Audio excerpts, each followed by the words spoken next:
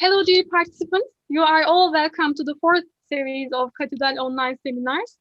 I'm Özlem, one of the research assistants of Karadeniz Technical University, the Department of English Language and Literature. Thank you all for being here with us tonight. I wish everyone a qualified time. Before proceeding with the presentation, we would like to remind you of a couple of issues. First, you can write questions that you think are related to the presentation topic in the chat box at any time. They are going to be answered by the speaker at the end, as much as the program flow and time allow. Secondly, we would like you to know that we will send an e-participation certificate to all participants who fill out the form to be shared again in the chat box during the seminar. One last reminder, you can follow our program on our YouTube channel simultaneously with Zoom. I'm glad to announce tonight's guest, Professor Dr. Selami AYDIN from Istanbul Medeniyet University. He's going to give a speech on technology and foreign language anxiety. Selami AYDIN is a professor in the Department of English Language Teaching. He researches on ELF writing, testing, affective states, technology use, and social media effects on language learning and teaching processes. Currently, he teaches ELT courses for pre-service EFL teachers. Now we want to show you the university he works in order to inspire you, our dear students.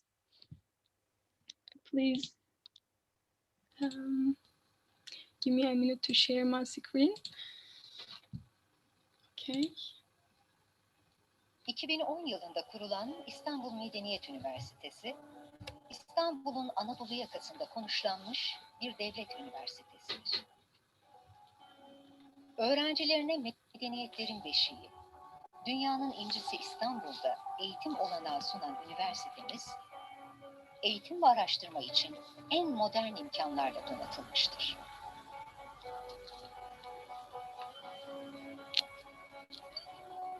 Üniversitemizde 10 fakülte, 2 yüksekokul ve 1 enstitü bünyesinde 40 lisans ve 85 lisansüstü programda 10.000'e yakın öğrenciye araştırma odaklı bir müfredat ve modern laboratuvarlarda geniş araştırma olanaklarıyla dünya standartlarında eğitim verilmektedir. Yenilikçi, girişimci, toplum ve medeniyet odaklı, uluslararası ve araştırma temelli olarak 5 temel esas üzerine kurulan üniversitemiz, genç ve dinamik akademik kadrosuyla gerek akademik gerek sosyal hayatlarında öğrencilerimize eğitimleri süresince tam destek sunmaktadır. Öğrenci kulüplerinde çeşitli sosyal etkinliklerde rol alarak kendilerini geliştiren öğrencilerimiz hayata her yönüyle tam donanımlı şekilde hazırlanmaktadır. Üniversitemiz, uluslararası üniversite kimliğiyle öğrencilerimize öğrenim hayatları boyunca birkaç yabancı dil öğrenme ve öğrenci değişim programlarıyla 1 veya 2 dönem yurt dışında eğitim alma imkanı sunmaktadır. Sağlık yerleşkemiz olarak adlandırdığımız yeni üniversite hastanemizde tıp ve sağlık bilimleri fakültelerimizin öğrencileri uygulamalı eğitimlerde tam donanımlı sağlık personelleri olarak yetişmektedir. Çağdaş bir yeni nesil için İstanbul Medeniyet Üniversitesi'ni tercih edin. Üniversite medeniyettir. Okay.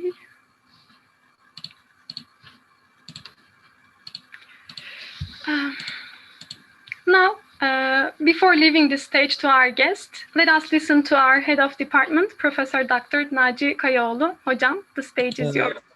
Özlem, teşekkür ediyorum. Thank you very much. Merhaba to all my friends and colleagues, and it's my pleasure to welcome you with a very interesting topic again. Well, this is a second seminar of its kind about anxiety and foreign language learning. The first one, as you remember, was given by Hasan Salamel, Dr. Salamel, in March. So I'd like to give a synopsis, a brief summary of what Dr. Hasan Salamel talked about anxiety in his talk, just to provide some smooth transition into Professor Doctor's talk. Hassan in March talk about how to overcome foreign language speaking anxiety, and also referred to kinds of anxiety and said how anxiety shows itself, giving us some clues which we can catch in our classroom. And then Hassan categorized the cause of language anxiety into 3 areas, referring to review. And he said, Hassan is with us. He said there are 3 kinds of learners in relation to anxiety. The first one, quitters, those who choose to flight, to leave rather than fight. And the second one, the safe players, and these kinds of learners, they become silent and visible, and they avoid negative things. And the last one, the fighters, the ideal ones, which the ones who deal with their foreign language anxiety in a very, let's say, constructive way, so they never give up. And also, Dr. Selami talk about how to measure foreign language anxiety. It's another problem among our students. He suggested some scales and inventories which are available in literature. And Hasan Hocam kindly mentioned certain activities to overcome language anxiety, speaking anxiety. Also, he shared some of the activities he did himself with his students in his class. And so the whole presentation and the follow-up discussions with questions are currently available on KTUDELL YouTube channel. Those who are interested to know more about, I kindly suggest you and watch in the video, the YouTube video. So the question, why we have put so much emphasis on anxiety? There are 2 answers to this question. Number one, there is a strong correlation between anxiety and achievement. But I will give my own answer, the one I'm always giving to my student, that is, as long as anxiety is around, as long as anxiety is with us, so there's always a very strong wall, there's always a barrier, and sometimes barriers in front of us, preventing us from making progress, from mastering a foreign language up to an expected level. So no matter how a good teacher you are, how different teaching methods you use, how different teaching techniques you use, whether you cater for individual differences. So as long as it is with us, as long as we fail to keep a distance between us and the anxiety, so it seems there's not much to do about this. But with this digital age, we have entered into a new period and face a new dilemma. That's technology. So technology offers many possibilities, opportunities, and at the same time, some challenges. So whether technology offers itself as an anxiety breeding tool or anxiety lowering tool, this is the whole question. So Professor Aydin's talk will not necessarily be extension of what Dr. Hassan Selami did, but an assessment of technology in terms of anxiety, which is quite new. And Selami AYDIN Hocam is a very, very right person to talk about the issue. He has very recognized papers in very recognized prestigious and journals. And I'm very happy to have you, Hasan Hocam, Selami AYDIN Hocam. And thank you very much to be with us. It's again kind of you to accept our offer and to share your experience and expertise with us. Hocam, the floor is yours. Thank you very much, Hocam. You're welcome. And also, I would like to thank you and your team for the invitation and organization. First of all, let me share my screen. As you can see, the title of my presentation is The Technology and Foreign Language Anxiety. Actually, it is a brief presentation relatively, and the info I will present is limited to the scientific research results. For its purpose, let me, sorry.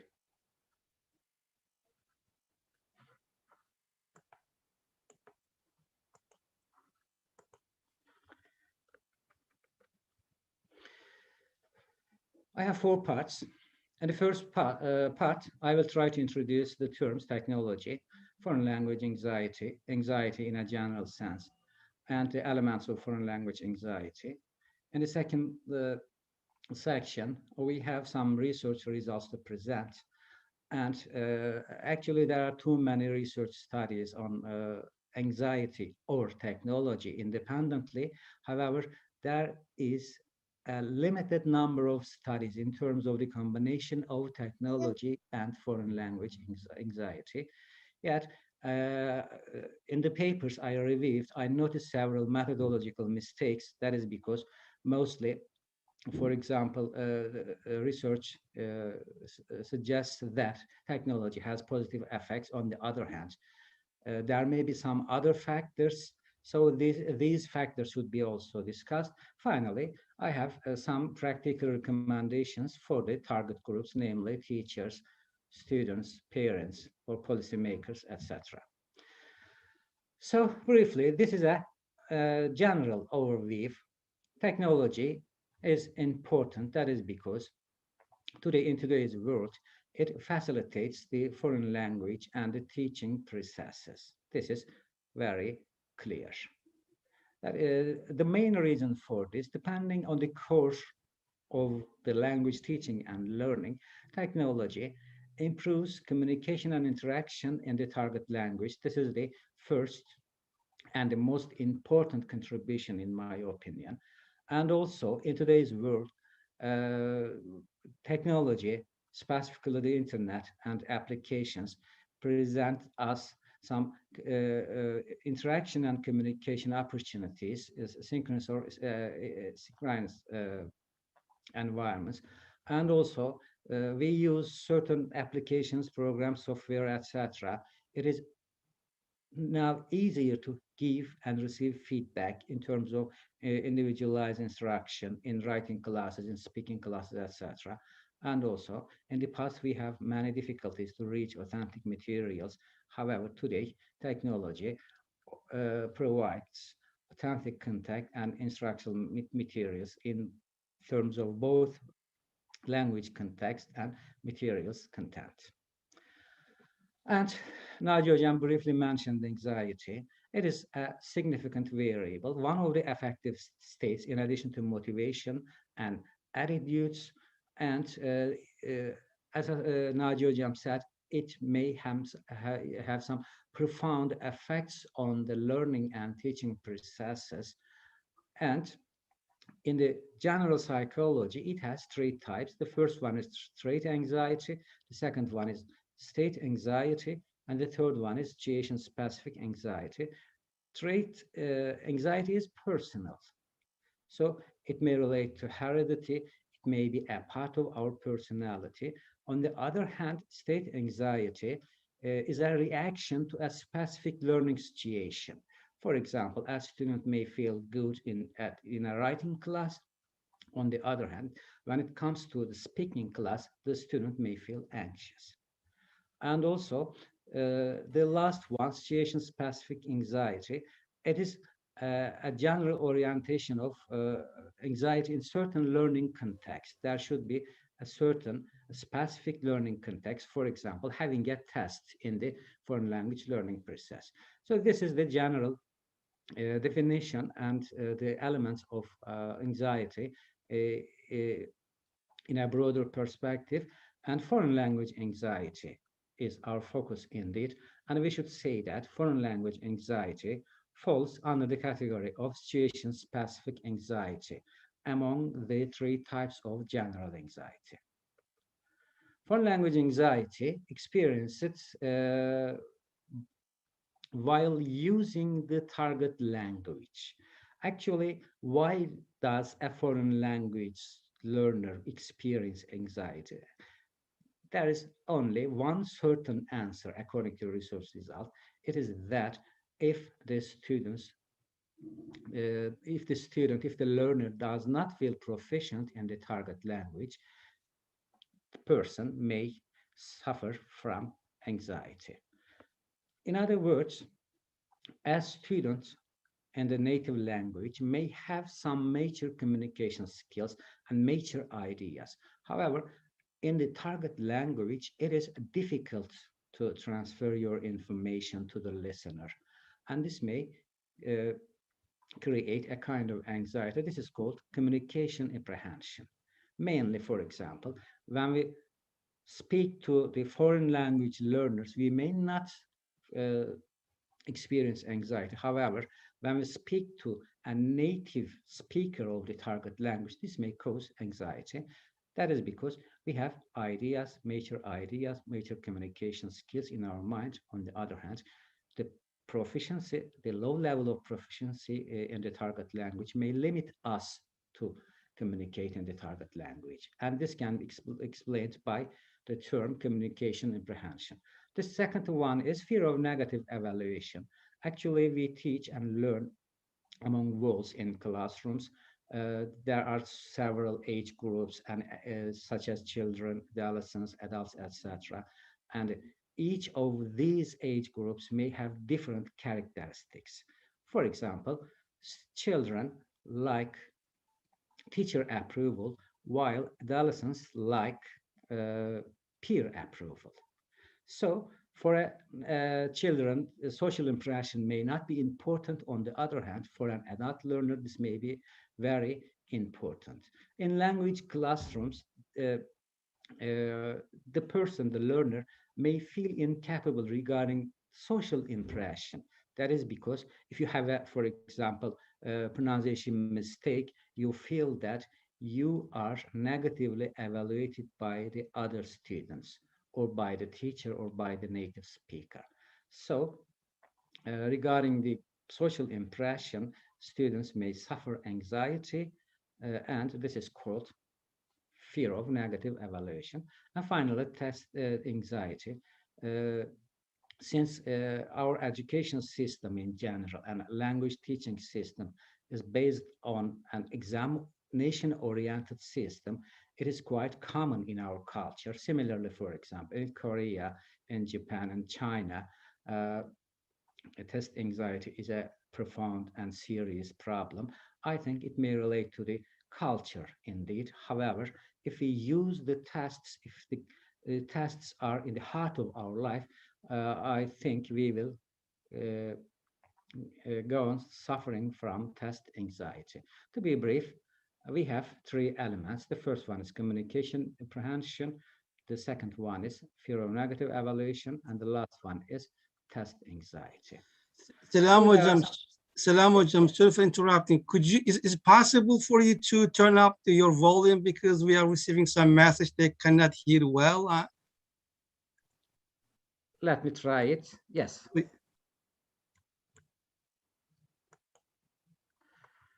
Naci hocam, is it okay now? Much better, I think. Okay, thank you.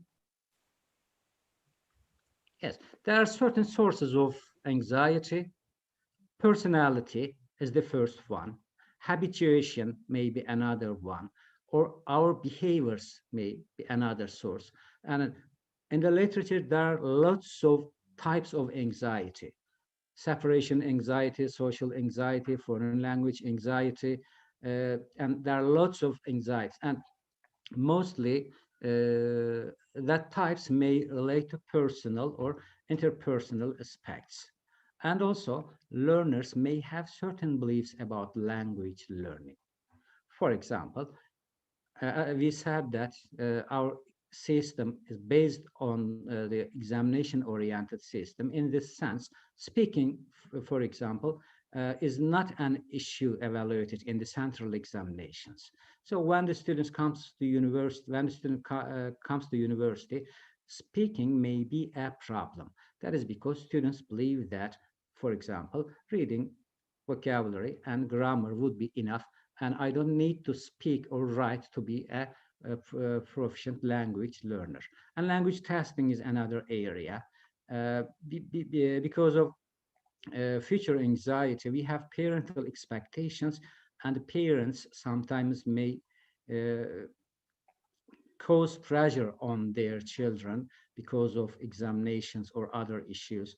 And also there may be some cultural and regional differences. For example, the foreign language anxiety is very common in Korea and Japan and in China. Similarly, we have some serious problems in terms of foreign language anxiety.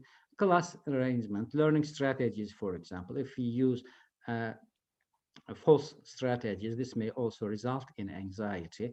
And comparison with classmates may provoke fear of negative evaluation. And also motivation, attitudes, and anxiety are the three affective states, and they will relate to each other. And also, if students uh, uh, lose their interest in language learning, this may also result in foreign language anxiety. On the other hand, we should say that anxiety uh, cannot be may have two various effects, debilitative and facilitative effects. Debilitative anxiety have negative effects on the learning and teaching processes, while facilitative anxiety may produce some positive influences on the learning and teaching processes. So there is no zero anxiety.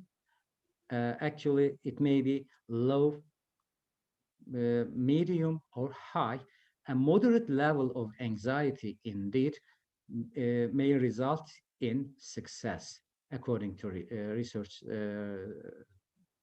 results.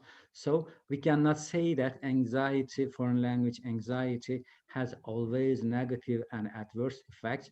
We should also remind that a moderate level of anxiety increases motivation and interest in language learning and increases achievement in the foreign language learning adventure. So technology also has some direct and profound effects on the foreign language learning and teaching processes. And also there are certain factors, learner's personality, for example. If you are extrovert person, for example, you like to use some social media tools, and by this way you can have some foreign friends, and by this way you can provide communication and interaction opportunities. And also using technology may change our students' attitudes towards language learning. That is because in an abstract format, among the walls, a teacher may not be successful regarding motivating their students. However, when the students see that technology is a tool to communicate, this may increase their motivation levels, and it may increase their interest levels. Uh, Social environments are ideal to use the language, and also technology prevents opportunities to use the target language, and also the generation is quite experienced in terms of using these opportunities and using these social environments regarding their foreign language learning process. So in order to understand the relationship between technology and foreign language anxiety, I reviewed certain articles. Actually, I could find only 28 articles. While technology is a common research area, and while foreign language, there are so many studies regarding foreign language anxiety, the combination of technology and foreign language anxiety uh, has not attracted researchers within this scope. There are only 28 studies. And also, when the types of technology is considered, certain aspects are investigated. E-learning environments, for example, distance education, testing environments, mobile phones, and computer-mediated communication environments, and finally, gamification, uh, studies. So we can say that the technological aspects of those studies is quite limited. In terms of language-related issues, the studies mainly focused on the background factors such as gender, age, academic background, proficiency levels, and some basic skills such as listening, speaking, reading, and writing. Mostly, as you can see from the table, speaking was considered as an most important basic skills regarding anxiety and technology. And there is only one study in terms of teacher training, and also there is only one study in terms of testing. So in terms of anxiety, communication apprehension is the first one. Mostly researchers focused on communication apprehension. On the other hand, the other basic skills, listening, reading, and writing skills, were not common. And also computer use, computer anxiety, and internet anxiety were some related research areas. Finally, only one study focused on teaching anxiety. Teaching anxiety is a relatively new term in our field. However, we believe that teachers may also suffer from anxiety. Mostly, this table indicates the research designs. Mostly experimental studies are carried out. University students were the mostly participants in these studies, and mostly purposeful sampling is frequently used in these studies. So, in my opinion, there is a balance regarding research designs. On the other hand, in terms of participants, for example, children, there was any study in terms of children. Mostly university students were the focus, and some results. E-learning situations do not provoke anxiety among foreign language learners. This is the first results. When you use e-learning in your classes, you should know that this e-learning situations do not produce anxiety. The second result is that distance learning has no effects on anxiety levels. So the next one is that when you use computer-based testing environments in your examinations, students perceive a low level of anxiety. Actually, I think these results may relate to some cultural elements. In classroom environments, students mainly experience a high level of anxiety. On the other hand, when you use computer-based testing environment, students, the level of anxiety, test anxiety among language learners significantly decreases. The use of mobile phones reduces listening anxiety. That is because our students mainly use mobile phones. They watch series, movies, they listen to music in the target language. Listening was a dominant problem while we are a student at the university. However, today, as we said at the beginning, technology brings many opportunities in terms of listening activities. So students mainly do not suffer from listening anxiety. So computer anxiety is not a significant issue.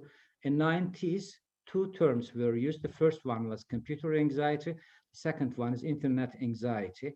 During the 90s, computer anxiety was a significant problem.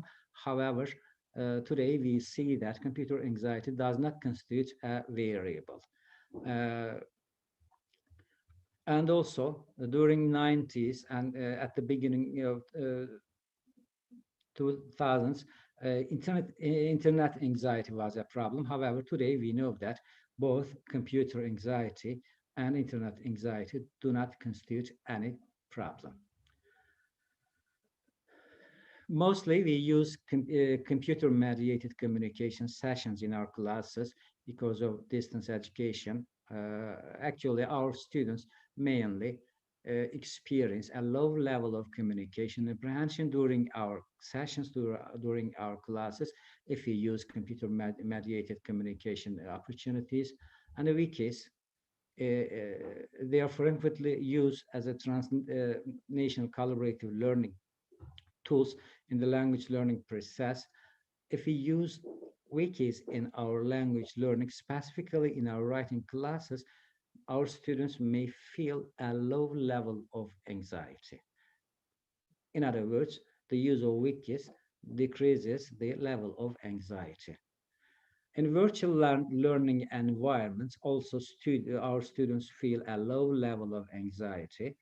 And finally, as we said previously, both computer and internet anxiety do not constitute anxiety. In other words, they are not the source of anxiety. And some factors. Mostly, actually, in a general sense, we can say that when we use technology in terms of e-learning, distance education, gamification, or some other tools, we see that the use of those technological tools and environment significantly decreases the level of anxiety among our students. Why? That is because there may be some other factors. Actually, technology is not the only factor. Mostly in the experimental studies, I noticed a certain specific problem in those studies. The effects of technology is measured. However, in most studies, the instruction effect is not measured. For example, you use task-based learning in a in an online environment. However, you measure the effects of the online environment. However, you may fail in measuring the effects of task-based learning.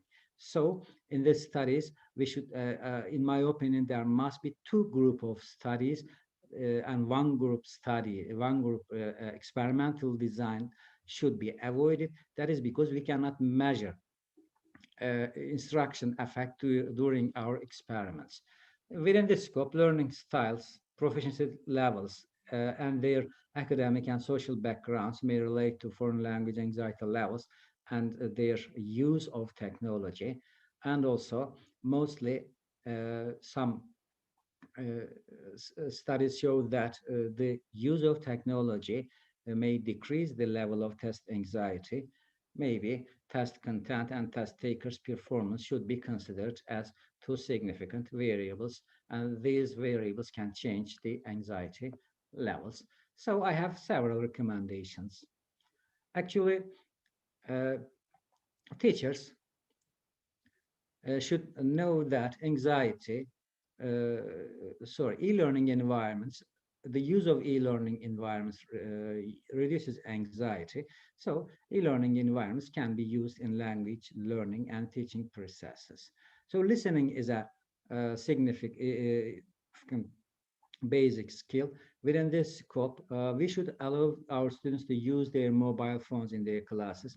That is because phones are not the separable parts of our life, and Z generation specifically use it for listening, for watching movies, etc. So we also know that the use of mobile phones is effective regarding the decreasing the level of anxiety. And computer-mediated communications tools should be used and environments should be used. That is because mostly the focus of anxiety may relate to communication and apprehension. In addition, some interviews, speaking task feedbacks, role plays, etc. These can be performed by using some computer-mediated communication tools and environments. And wikis, specifically in writing instruction, can be used. That is because research indicates that the use of wikis significantly decreases writing anxiety. And also distance teaching environment is important. Distance teaching actually decreases anxiety. However, I noticed in only one study prospective teachers suffer from teaching anxiety in a distance teaching environment. I think this may relate to their inexperience in teaching activities. So I recommend that before using this distance teaching environments by prospective teachers, the traditional teaching environments should be experienced by prospective teachers. And another recommendation, curriculum developers, policymakers should or may reorganize the pre-service and in-service teacher programs in terms of the effects of technology on the foreign language learning while designing their teaching programs. In addition, while designing these programs, the tools or technological tools and environments may be a part of our teaching activities. That is because, as we said, the use of technology is effective in decreasing anxiety. And that was all. Thank you very much for listening and for your attention. Selami Hocam, thank you very much for a very brief presentation. So we have some more time to ask more questions and also to have more inputs and comments and further remarks from the audience. And the last part, I'm sure Hassan will agree with me, is very interesting about the results of research. As Selami Hocam, you said, I mean, the number of studies done on this area, on the connection between anxiety and research is very limited. And so yes. It's, I mean, they are on the infantry level. I mean, too early to say something. But I mean, you said, I mean, you shared the results and you said e-learning situation do not provoke anxiety among learners, and this distance learning has no effect on anxiety level and the use of mobile phone, reducing listening anxiety and so on. But these results do not coincide with our daily life experience. And it might be very interesting to know more about where this research were done, whether they were done in Turkish context, in EFL context, in ESL context. But I'll tell you what, Selami Hocam, in last week, there were a couple of students who joined my class online. So maybe the first question we need to ask ourselves whether they enjoy or they like or they volunteer to join e-learning. Because I mean, even it's too luxury for them to ask whether e-learning or online education that they are receiving right now and provoke some sort of anxiety because they do not join our classes. Either we are too, we are not telling something which is worth, listening to, or they may find our class not up to their expectation. But the reason, this is the observation I hear from my friends and colleagues. They say the number of students who join the online class is very limited. Yes. And so, so I was wondering whether they feel, whether online teaching, online education we are having right now poses some sort of anxiety, because even when I ask a question, very few of them in number are volunteer to answer. And sometimes we talk and for hours and hours, so there is no response from the other side, which means they simply avoid participating, joining, and responding to our questions. So if they do not respond, if they fail to join in our conversation, so there is no point talking about anxiety because there is no situation where they can feel anxiety. So again, my question, and Selami Hocam, could you say a few things about the settings where you said 2030, if I'm not mistaken, and the studies, they were that, whether they were done in EFL or ESL environment? All of the studies in the foreign language context, Naci Hocam. Actually, in the table, I reviewed 28 studies. Among those studies, only 3 of these studies were performed in Turkey. The first one is a study by Balçıkanlı. It is about the use of Second Life and anxiety. And the second one is a study by Ali Merch. It was about teaching anxiety. And finally, my study, 2011, it focused on internet anxiety. So from this study, Naci Hocam, it may be difficult to drive some strong conclusions, indeed. The participations or the involvement of our students into our online classes may relate to some other factors. So this, according to research results in the global scale, the use of distance education has no effect on anxiety levels. On the other hand, we, considering our educational culture, there may be some other factors. Participation in our classes is a kind of procedure to pass the examinations, in my opinion, Hocam. Actually, I have 60 students, for example, in one of my classes. Mostly 10 students participate in the other students are interested in their assignments, homeworks, etc.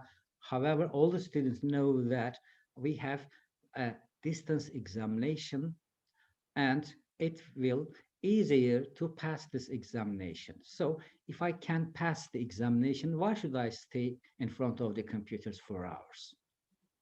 This may relate to our education culture, in my opinion. Okay, Hocam, thank you very much. So let me open the platform for any question, any comment. So I see Hasan Salam, Dr. Hasan Salam is the person who has a great experience and expertise and publication on anxiety.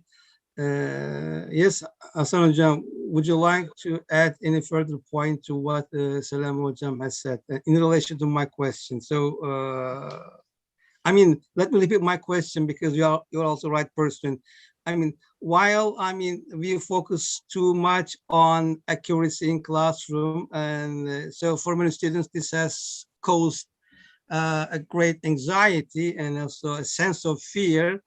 In how is it possible for a foreign learner to speak in front of a huge number of people online? And how do you see this situation, Hasan Hocam? Okay, thank you very much, Naci Hocam. And Selami Hocam, nice to meet you. Thank you very much, Hocam. Nice to meet occasion. I benefited much from Selami Hocam's studies, especially when I was reviewing literature. I came up with many studies of him, and I owe much to him, I can say. So after saying that, I would like to draw a distinction between, for example, technology. When I say technology, anxiety, I can put the things into, I think I need to put the things into different grounds. For example, when I look at those studies, most of them were carried out in online environments, but they were conducted before the emergency remote teaching situations. Yes, actually, Hasan Hocam, sorry for interrupting. All of these studies were performed before the COVID process. Mm-hmm. Yeah, exactly. So, referring to Naci Hocam's point, yes, some learners feel anxious, especially in online environments. It is because after the switchover, there was a sharp transition to online education, and most of us felt uncertainties, we can say, including teachers and students. And this, I think, was somehow challenging for the learners more. It is because most of the learners did not have the guts to speak in front of their peers, especially when the microphone and cameras on. It is because some of the learners believe that someone will be watching me again and again. It is because the camera is on and microphone is on, and this proved to be somehow more anxiety provoking for some learners, I can say. At the other side of the coin, and in line with the suggestions of these studies, I can say that the makeup of the classroom means a lot. So we say language anxiety or foreign language anxiety is a situational anxiety. And when I look at these, the situations in some of the studies, I do not remember all of them. In some of the studies, there is a, yes, a facilitative environment. And if we create such a facilitative environment, we can achieve a lot.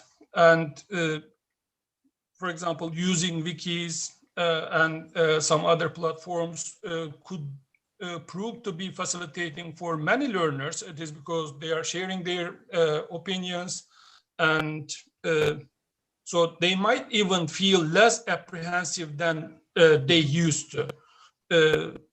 But I think after the emergency remote teaching situation, we are going to handle the situation a little bit differently, maybe. So that could be a distinction. Okay, Hasan Hocam, thank you very much for your own interpretation and remarks. And Selami Hocam, please feel free to join the conversation. So you don't need to get my response, but I mean, all other friends and colleagues, students, and please and welcome to make your point, ask any question either through chat box or you can use your microphone. You see, even here, for example, this is something to notice. Here, very few people, Selami Hocam, become volunteer to ask their questions, and some choose to write. And so the question, how technology can be utilized to overcome the speaking anxiety in particular?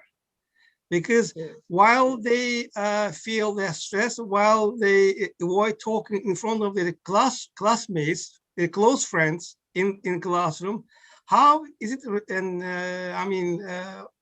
realistic, and how is it good to expect them to speak in front of a great number of people? So I was looking for whether technology can facilitate this process and whether technology can serve to encourage them to overcome this obstacle and barrier. So if anyone among us who has some different experience in using technology with his or her students in classroom and also has whether negative or positive results, and I will very happy to hear those comments.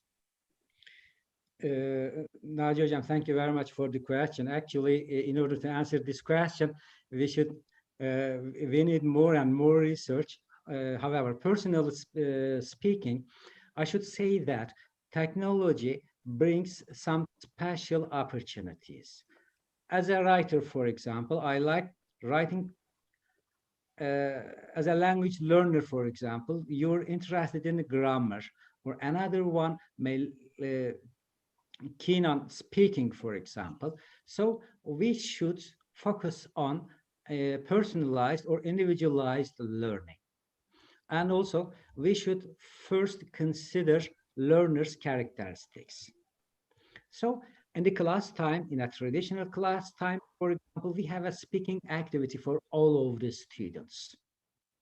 However, we should use some diagnostic tests. We should know the strong and weak points of our students, and we should provide some individualized learning strategies for our students. Okay.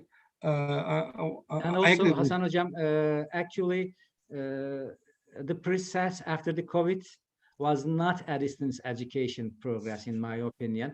It was a Zoom process. Within the scope, we should distinguish the two terms. The first one is tool, the second one is environment. Yes, we used Zoom as a tool. On the other hand, Zoom, we did not use it as a teaching environment. So it was a replication of traditional classroom setting. So Zoom sessions may not be considered as distance education, in my opinion.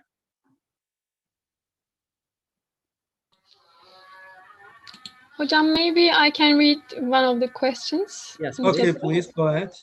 Sayez Vande asks, what kind of advices can we give to those students who feel anxious in speaking classes? Actually, we should increase the frequency. This is the key, in my opinion. We should increase our experiences. We should increase the frequency. We should give more opportunities to speak students. And also, at the beginning, we said that mainly the source of anxiety is the incapability of speaking in the target language. So we should create opportunities to develop speaking skills among learners. When a student improves speaking skills, automatically the level of anxiety will decrease. Thank you very much. Teşekkürler hocam. Ben de teşekkür ederim. Pardon Naci. Sorry, maybe I should add, since too much emphasis on accuracy in our classrooms, direct or indirect, conscious or subconsciously, so we have created a kind of illusion which we never get rid of. So the illusion that a language, any foreign language should be spoken perfectly. So, I mean, so we do not tolerate any mistakes that we make. So as long as we keep this illusion, the illusion that, okay, foreign language should be spoken perfectly without any mistakes in grammar, pronunciation, syntax, and semantics, and so on. So I think this also creates a lot of anxiety. The language is for communication. Yes, so we try to communicate. We make a lot of mistakes in the first language. We make a lot of grammatical, syntactic, phonological mistakes in our Turkish language. So while we tolerate our mistakes that we make in Turkish language, while we make the mistakes made by our friends in his, her mother tongue, but we have zero tolerance for the mistake that we can make in a foreign or second language. So this is a kind of, because even some of our students have high proficiency, I mean, they have a good amount of English, but because of this illusion, so they avoid speaking English in class. Because actually, illusion captures all our nervous system. Yes, we force our students to be excellent in the target language. As teachers, we try to become excellent models. Actually, this is a kind of fear of negative evaluation. The second element of foreign language anxiety. We avoid to be judged by others in the classroom. On the other hand, in order to solve this problem, we should also focus on feedback processes. Instead of immediate correction, for example, we can use a kind of gentle corrections or gentle revision. And also, we should directly focus on communication. If the mistake is not a problem in terms of communication, actually, we don't have to correct that mistake. If the mistake does not distort communication, actually, it is not a mistake, in my opinion. On the other hand, we should know that students have great listening opportunities.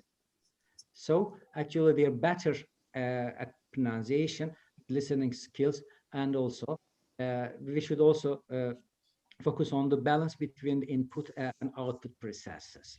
So we should increase the amount of input. By this way, we can increase the amount of output. So we should see that there must be a balance between the input and output processes. So language learning is a long process, a challenging process, difficult process. So we should be very patient. Thank you very much, Naci Hocam, and thank you very much, Selami Hocam. It was interesting for me that many of my students say that, teacher, I don't know what will happen next year, because they are prep class, by the way. So this is the first and the only year that they had the, let's say, that online education. But many of my prep classes speaking students say that, teacher, I'm so afraid of next year, because this year in online education, I was alone at my bedroom. There was nobody looking at me. I was much, feeling relaxed. But next year, oh my goodness, I am going to talk among 60 people, because if I'm going to start speaking, many students are going to look at me. And so I talked to them, and I talked about my own experiences that I had. For example, this is not something abnormal that you have. Also, when I was a student, I had such a kind of, the same, kind of feelings. And just so because of that, I wanted to ask you that what kind of advices I can give to my students. So thank you very much for your answers. Sahi Hocam, actually, I should always try to confine my information to the research results. So regardless foreign language learning or what's happening in the prep classes, in my opinion, our students are experiencing some psychological and social problems during the process. Actually, what will happen at the end of this process, in my opinion, is not known yet. After years, for example, after 5 years, 6 years, actually, we will be aware of what happened during the COVID process and what students felt psychologically and socially. So it is difficult to give some implications in terms of the effects of this process on language learning. Actually, there are so many studies. However, there are some popular studies. However, we need in that studies for a better understanding of this process. So it is very early to talk about the effects of COVID process on our students and on language learning. Of course, Hocam. Thank you very much, Hocam. Thank you very much, Sahi, for the question, and also Selami Hocam for the response. And Funda, Coach Yüce is raising her hand. Yes, Funda. Good evening, my dear professors, and Selami Hocam, thank you for your great presentation. I am an MA student at Ordu University, and I have conducted a study with my high school students actually for 8 weeks to investigate their perceptions of using a class log to practice for language skills. And I focused on speaking and listening skills and students' speaking and listening anxiety levels. As you know, at the beginning of this emergent online education process, these skills were seen difficult to practice. And at the end of my study, I also asked my students what they think about the being assessed via computer-based tool. And all of them expressed their positive perceptions of this tool regarding speaking skills, yet they were not so much happy about using this tool as a listening tool. They told that they had difficulty in understanding their friend's speech because of their pronunciation errors. And they told that if they were in class, I could correct their mistakes and they could understand their friends. So what do you think about using asynchronous learning tools to create an effective communication environment? And as teachers, what can we do to make these learning tools effective for listening skills? And I also have one more question. As Naci Hocam said, we have difficulty in motivating our students to attend online classes, but I realized that even the students who do not attend my online classes have enjoyed participating in our blog project. What can be the reason behind this situation? I asked myself whether this project was more enjoyable than my classes. And blogging do not have time constraints, and the students can visit our blogs whenever they want. So what can be the reason? Could you help me? Thank you in advance. Hocam, thank you very much. I'm really interested in your study. Have you finished it? Not yet. I am. I have been analyzing the results, but I have done some interviews with my students, so I got their positive perceptions about this project. Yes. Is your study experimental? Not experimental study, but we conducted this study with different data collection tools. Yes, actually, yes. First of all, I should mention a problem we encountered during the research process. Perceived anxiety and actual anxiety may be different from each other. Actually, by using some scales, some questionnaires, we measure our students' perceived anxiety levels. On the other hand, after performing experimental studies, we can find the levels of actual anxiety levels. So what the students said and what has happened indeed may be different from each other. And in terms of your question, I should recommend that actually it is really difficult to motivate our students. That is because all we teachers are very traditional. On the other hand, as we said, technology brings great opportunities. I think we should interest in students' interests. So we should guide them. We should act as a guide. We should act as a counselor. And out of the classroom, students should be interested in language learning. However, the main responsibility again belongs to the teacher.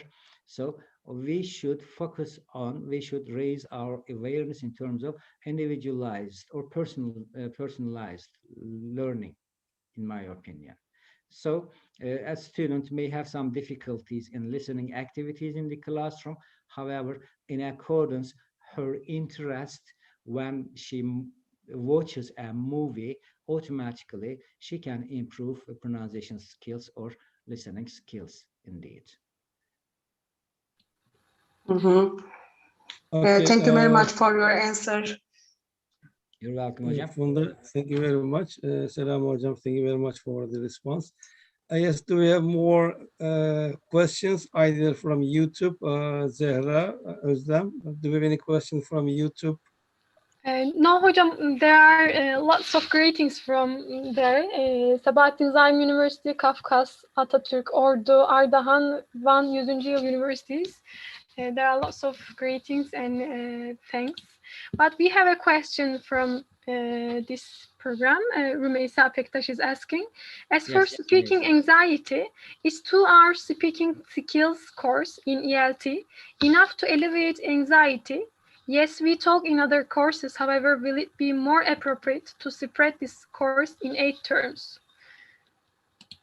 She's asking. Actually, I don't think it would be a good solution. Mostly in our traditional classes, at the first class, we memorize a conversation. Hello, hi, how are you? Fine, thanks. And you. And this is the first conversation we encounter during our language learning adventure. However, we have a serious mistake during the process. We force our students to speak at the first class of her language learning adventure. On the other hand, we should know that a student, a language learner, needs input by reading and by listening. So if there is no enough input, it may not be possible to speak. So I think instead of spreading courses in terms or in hours, actually we should decrease the amount of input at the first glance. And secondly, we should not force our students to speak. That is why our students one of the reasons why our students feel anxious in terms of speaking. There is no input enough. On the other hand, we force our students to speak. Yet, after reading a book, for example, consists of 100 pages, just an experiment, you can perform this experiment in the classroom. If you can give a book in accordance with the students' interest, and you can request your students to read and finish this book.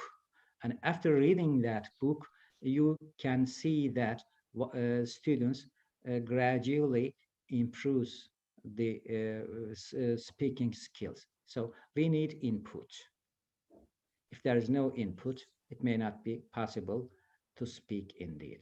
And mainly, a critical point is that as teachers at prep classes or secondary schools, primary schools, etc., we force our students to speak. However, instead of forcing them to speak, we should find the ways of increasing the amount of input they receive.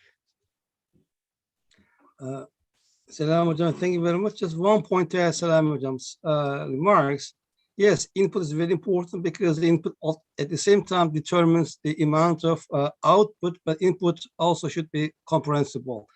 So yes, we can increase the number of teaching hours, and that's fine, but it doesn't solve any problem because the problem is not limited to the number of hours. Because we have the examples, for example, we have been teaching English for years and years, for hours and hours, so, but we are not happy with the results we have right now. Because number one, the task must be meaningful. So number two, our learners, in particular young learners, should have a good reason to learn a foreign language or to join a conversation. And also the content, for example, look at the textbook that we are using in primary and secondary and high schools, for example. The topics, the content are not relevant, are not related to their daily life. So we are teaching a kind of language which exists only in textbooks. So we are teaching a kind of language which does interest, which has no relevance to their life, which means the content is not familiar to them. And also there is no meaningful task. So if there's no meaningful task, the content is not relevant and related. So there's no good reason to join, to speak in class or to the task activities. And the homework are sometimes unnecessarily busy, unfortunately.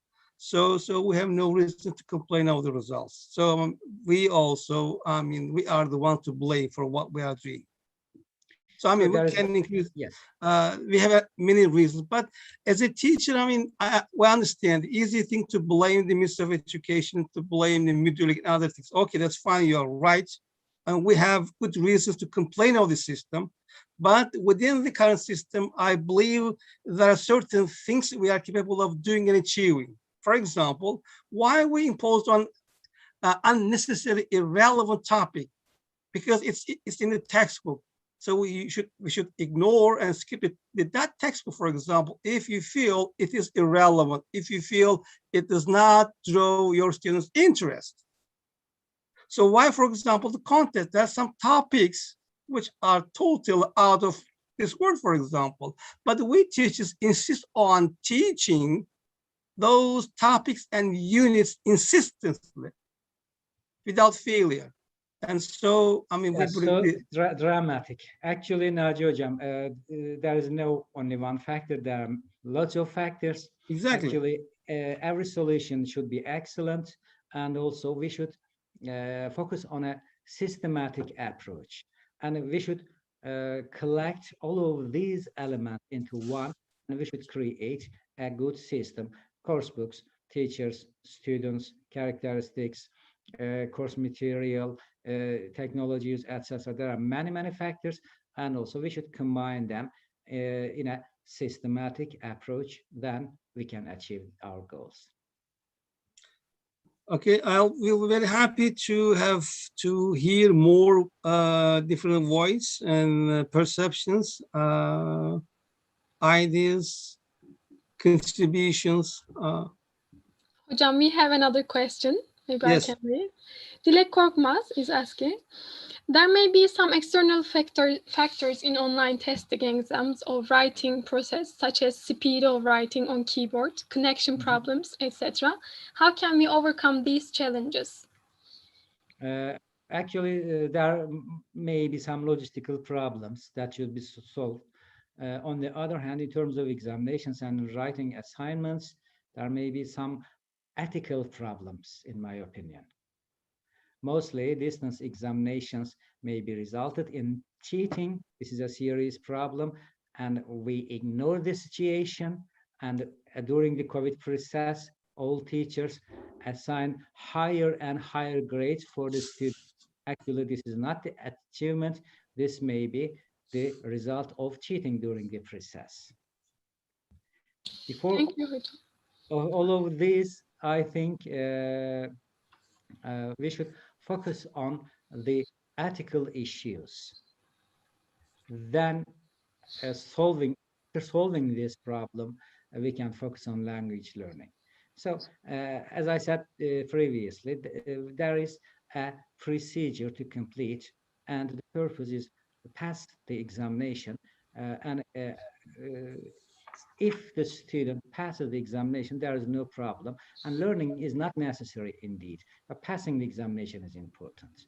And if in order to pass the examination, and cheating is considered just a normal behavior, however, this is not ethical.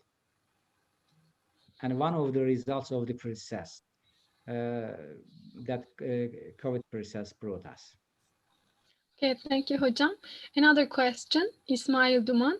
Taking into account the fact that using technology does not result in increased levels of FLA, do you think in the future we will be using distant education more and more for foreign language teaching? Actually, we have some habits, and we have some, we experience some different environments such as Zoom, Google Classroom, Edmodo, etc. And also, in the future, I believe that we will continue to use these tools and environments in our future educational lives. It is normal. Maybe we will also use some traditional classes. On the other hand, we can use or the use of technology will be a part of our education life in the near future and in the long future. Thank you very much. Yes, and technology and many parts of technology have been widely used, but technology has not, I mean, there's a long way for technology to become educational, which means we are waiting to discover how to integrate technology into our education. Thank you very much. Any other question? Hocam, Muhammed Hocam has a question. Yes, Mohammed. Good evening, everybody. Selam Hocam, thank you very much for this presentation. This year, indeed not a question. I want to make a small comment maybe. This year, I had, like with Sahi Hocam and Hasan Hocam, I had classes in prep school, and my class was indeed, one of them in the first class was, in the first period was speaking. And overall, in both terms, I had translation communication classes. I just want to share my just one observation with you. My first aim in the beginning of the year was to convince my students that we are not in a world of problem with this online process. They all the time had some anxiety, again and again, teacher, how will it go on? What will we do? What will we do? That's a problem. This is a problem. But I just bent, not with a critical tone, but with a suggestion. I just told, yes, we have this, but as long as we call this process as a problem, we cannot go ahead. We cannot go beyond anything. We will just get stuck. So I always said, let's call this a world of opportunities. We should create something out of this. And all of them, I wish they were here. They gave a perfect reaction indeed. with that, as long as they believed in that, they tried to be more engaged in the class. Sometimes in some sessions, even we had 4 or 5 people with their cameras on, discussing each other, at the same time making WhatsApp part of the process.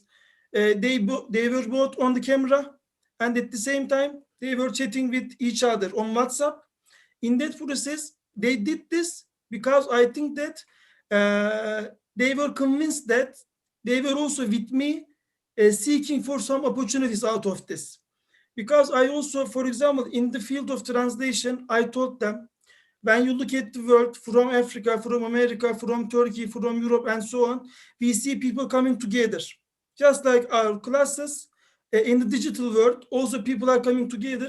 They even did some translation, some interpreting, and so on, as long as they did. And as Naci Hocam always stresses, the process was not for making the mistakes. Indeed, not looking for the mistakes was the same thing, I think, as not calling this process as a problem.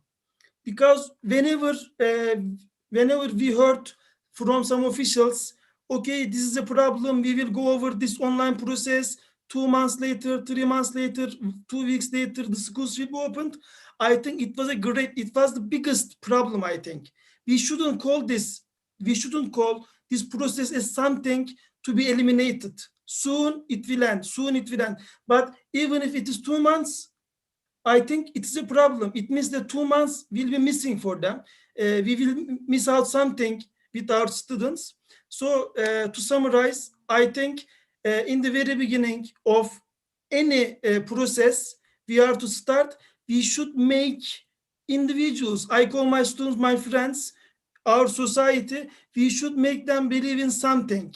This will be opportunity, not a problem. Even in today's world, not online class, when we start to talk about the problems, nothing comes out. All the time we have problems, but even in these problems, we should look for the ways of opportunities, I think. This is what I wanted to share. Thank you very much again, Hocam, and thank you for your patience. Muhammedciğim, thank you very much for your contribution. I totally agree with you, and I say the moment we convince our students that this is, being a part of online process or speaking in front of a group of people is not a matter of challenge, but is a matter of opportunity. So no one wants to miss an opportunity. But you see, we have come to the same point, the illusion, and they see it as a kind of test, as a kind of judgment, as a kind of value. But the moment they start to see it as a kind of opportunity, who wants to miss an opportunity? They jump into it. Dilek Korkmaz, yes, Dilek. First of all, Naci Hocam, good evening to everybody, and thank you for accepting me. I'm an MA student from Ordu University, and I want to share one of my experiences about this topic with collaborative learning and language anxiety. I'm also I'm an English teacher in a primary school in Giresun, and I had an e-tuning project with my students with grade 4 and grade 5. And we had some partners from Europe, such as Ukraine. And I realized that my students were really interested in their lives and their cultures. So they were really willing to communicate in the target language, in English, with them. And this communication has decreased their anxiety for the language learning, and they provide this communication type provided them self-confidence. So I can say that these international projects are very helpful and beneficial for our students to communicate in the target language. That's all. Thank you. Thank you very much. Intercultural, yes. Thank you very much. Yes, another opportunity that technology brings is that it improves intercultural competence. Dilek Hocam, thank you very much. I thank you. Dilek Hocam, thank you very much. I'm also very delighted to hear that. You have very good results. And I feel, and Turkey is one of the countries that has been using e-twinning and the project successfully. So we have getting very good and feedback and results, and from the teachers who are involved in using e-twinning projects. Thank you very much again for sharing your results with us, and I hope success with the rest of your study. Anyone else?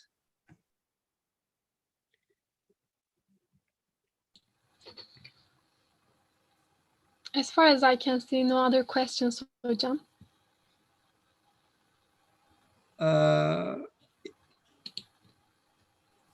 Let's not create any anxiety. Let's wait for a couple of minutes. So some may want to ask any question. So it's not a pressure anyway. Just extend the waiting time for those who may want to ask some question.